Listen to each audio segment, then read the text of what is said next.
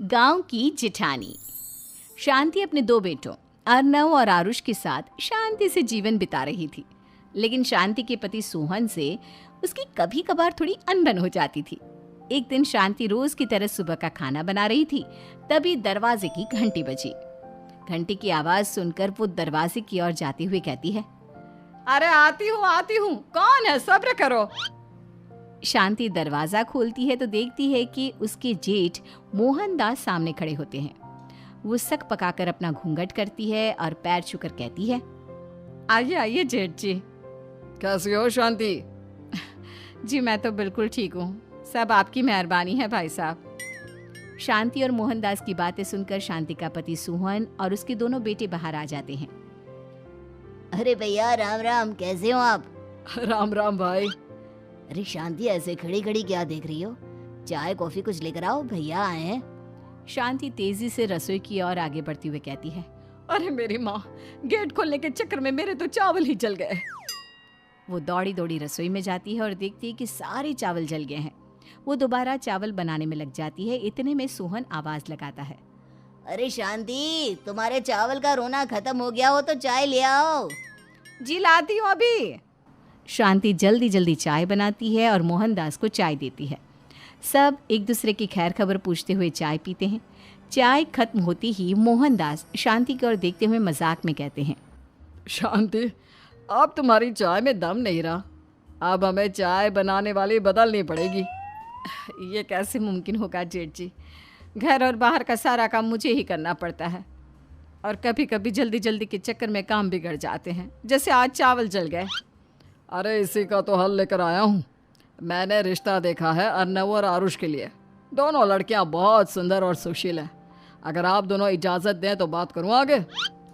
सोहन और शांति रिश्ते की बात सुनकर कहते हैं, अब ठीक है, बात चलाइए ना भैया, पर पहले लड़की के बारे में कुछ बताइए तो सही। हाँ हाँ भाई साहब, लड़की कैसी है, परिवार कैसा है, कहाँ के रहने वाले हैं?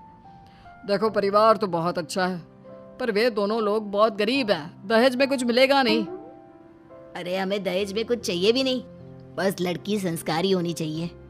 एक लड़की तो पढ़ी लिखी है और शहर की रहने वाली है, पर दूसरी अपनी गरीबी की वजह से पढ़ न सकी और गांव में रहती है। लेकिन दोनों है बहुत खूबसूरत। अगर तुम सबको देखते ही पसंद ना आ जाए तो मेरा नाम बदल देना। हाँ, पर तो हम आके मूंद कर भरोसा कर सकते हैं भैया। आप आगे बात चलाइए, हम शादी करने को तैयार हैं। कुछ ही दिन में अर्नव और आरुष की शादी हो जाती है। आरुष की शादी अनपढ़ लड़की मंजरी से हो जाती है, जो कि बहुत भोली भी होती है, और अर्नव की शादी पढ़ी लिखी लड़की तनुजा से हो जाती है, जो कि घमंडी और चालू होती है। एक दिन मंजरी घर के काम कर रही थी कि अचानक शांति उसे आवाज लगाती है, बड़ी बहू, ओ बड़ी बहू, मंजरी जल्दी यहाँ आओ।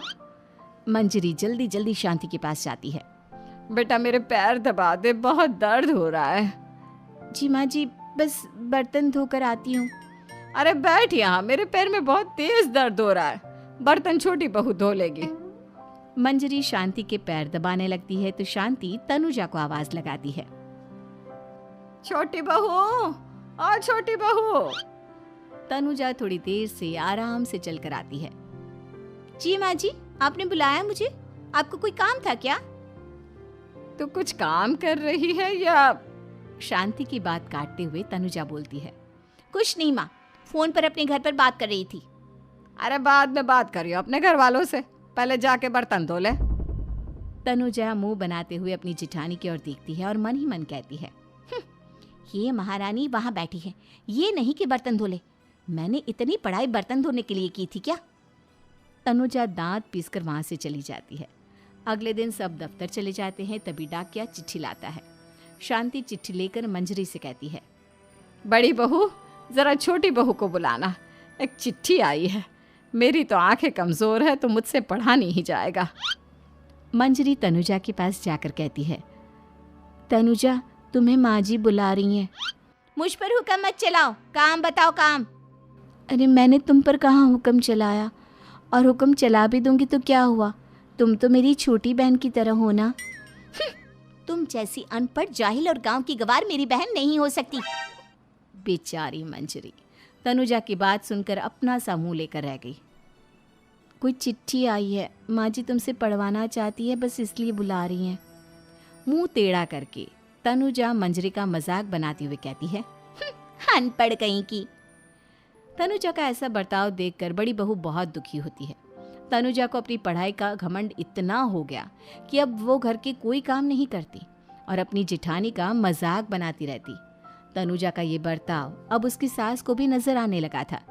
एक दिन शांति ने अपनी बड़ी बहू से कहा, मंजरी, तनुजा हर समय तुम्हारा मजाक उड़ाती है, तुम्हें गुस्सा नहीं आता क्या?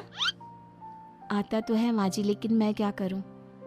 जब भी उसे कुछ बोलती हूँ वो और भी जली कटी बातें मुझे सुनाकर चली जाती है। मैं उसे अपनी छोटी बहन की तरह प्यार करती हूँ, लेकिन उसके दिल में मेरे लिए कोई इज्जत नहीं। बहू, तूने वो कहावत सुनी है, जुल्म करने वाले से ज्यादा जुल्म सहने वाला अपराधी होता है। मंजरी अपनी सास का इशारा समझ जाती है। वो अपनी देवरानी को सबक सिखाने की ठान लेती है और एक दिन शांति अपनी दोनों बहुओं के साथ बैठी थी तो शांति अपनी बड़ी बहू से पूछती है, अरे बहू, शाम होने को है, कुछ सोचा है क्या बनेगा खाने में? माँ जी, मेरे तो सर में बहुत दर्द है आज। मेरी प्यारी देवरानी ही कुछ अंग्रेजी खाना बनाकर खिलाएगी। सुना है पढ़े लिखे लोग अंग्रेजी खाना बहुत अच्छा बनाते हैं, क्यों तनुजा? इतना कहकर मंजरी अपनी सास की ओर देखकर मुस्कुरा दी। तनुजा अपनी तारीफ सुनकर बहुत खुश हो गई। इतने में शांति कहती है, ये तो सच बात है छोटी बहू, ये तो मैंने भी सुना है। हम भी पक गए हैं बड़ी बहू के हाथ का खाना खा खा कर। तनुजा, तुम्हारी माँ भी तो तुम्हारे खाने की बहुत तारीफ करती हैं। आज हमें भी खिला दो कुछ अच्छा सा बनाकर। शांति की बात सुनकर छोटी बहू और आसमान पर चढ़ गई, पर उसे ये कहाँ पता था कि उसकी सास और जेठानी उसे सबक सिखाना चाहती हैं। तनुजा अपनी तारीफ सुनकर खुश तो बहुत होती है, पर सोचने लगती है, मुझे तो कैसा भी खाना बनाना नहीं आता। अब मैं क्या करूंगी? अगर मैंने इनको सच बता दिया तो मेरी सारी इज्जत मिट्टी में मिल जाएगी। अरे छोटी बहू, क्या सोच रही हो? खिलाओगी ना अपने हाथ का अंग्रेजी खाना? छोटी बहू हाँ में सर हिला देती है। अचानक से उसके दिमाग में एक आइडिया आता है। मैं इंटरनेट से देखकर कुछ बना लेती हूँ, मेरी वाहवाही पूरे घर में हो जाएगी। मुझे कौन सा रोज रोज बनाना है। माँ जी, आज आप सबको ऐसा खाना खिलाऊंगी, ऐसा खाना खिलाऊंगी कि...